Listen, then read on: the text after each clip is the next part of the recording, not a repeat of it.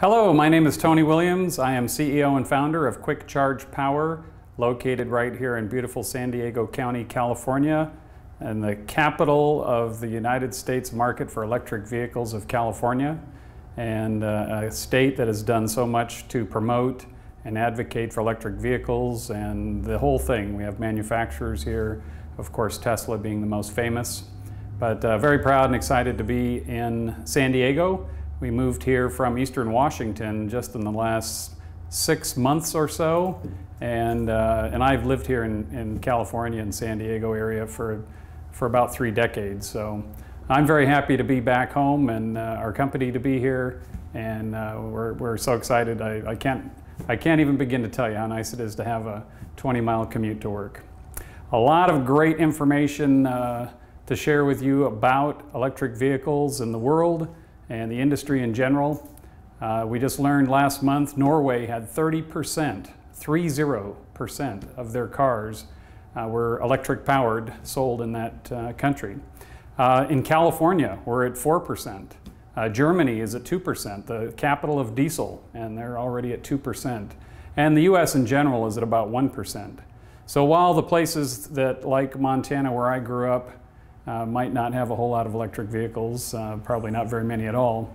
The places with large population centers and the places that actually probably produce most of the electricity are very quickly, or not produce most of the electricity, produce most of the pollutants.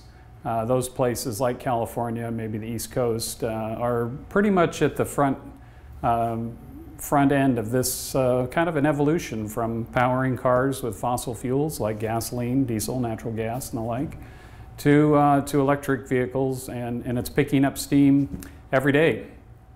We learned here in the last few days or week or so that Volkswagen is going to spend $80 billion. That is just an unbelievable amount of money, $80 billion in the coming decade or so to build electric vehicles, build the factories that do the electric vehicle production and all the other stuff required. This is in addition to the so-called Dieselgate scandal money that the Environmental Protection Agency here in the United States and our California Air Resources Board, commonly known as CARB, $2 billion was what VW was required to pay for electric vehicle charging infrastructure. 800 million of that to be spent in California. So the state that actually has the most electric cars is actually going to get a big chunk of that money, and hopefully cool heads will spend it appropriately and it won't be wasted. It seems like the folks in Sacramento, our state capital, seem to know that people are watching. So please don't mess it up. Let's spend our money wisely for the future and build out that infrastructure that is so critical to get the mass adoption of electric vehicles and that end game, which is to cut down the pollutants, particularly in major cities, but in the state in general. And I remember when I first came to California in the mid-1980s, seeing the orange sunsets, which are nothing more than pollution in the air and kind of layers of smog over places like Los Angeles. And for the most part, we have a lot more people here in the state, and yet a lot of the efforts that have been done by the state prior to now have paid off quite handsomely, and I think electric vehicles is just another step in that, another notch in their belt to make sure that we get to that end game somewhere in the future. And in getting to that end game, we've also learned that there's a number of countries, China being probably the largest one, that has said, hey, we're going to consider having only electric vehicles in the future. That is gigantic, and we also have known in the past months to year or so of other countries, and primarily in Europe, Norway, Germany, UK, France, all saying between about 2025 and 2050, at some point in there, they're going to require that all new vehicles, light-duty vehicles, are sold as electric powered. And light-duty vehicles would probably include urban vans and maybe even light-duty trucks.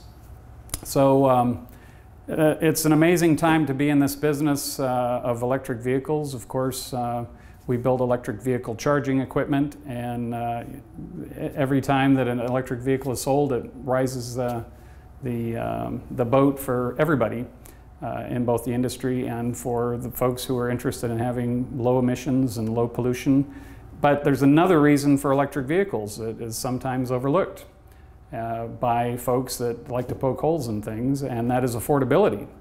The EVs, electric vehicles in general, are much cheaper to operate per mile, sometimes pennies per mile. A typical car like a Nissan Leaf, which has sold 300,000 vehicles worldwide, can be operated for 2 to maybe 5 cents per mile.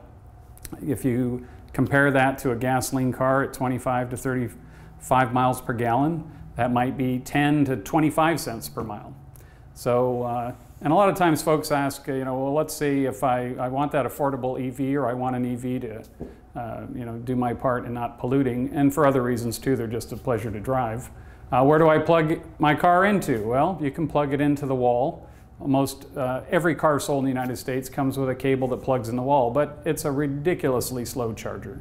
So where can you get charging equipment that will make it charge faster? And the answer is Quick Charge Power. We'll be able to sell you equipment for a broad spectrum of cars that can charge both at the price point that you're interested in and the speed that you need it to charge.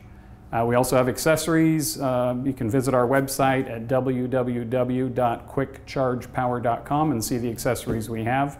We also make some pretty unique stuff, fast charging, direct current charging equipment for cars that didn't come originally that way. That would be like the Tesla Roadster, the 2012 to 2014 Toyota RAV4 electric vehicle. And we're working on the Mercedes-Benz B-Class electric drive, or otherwise known as the B250E. So that's a fantastic niche that we've kind of pioneered.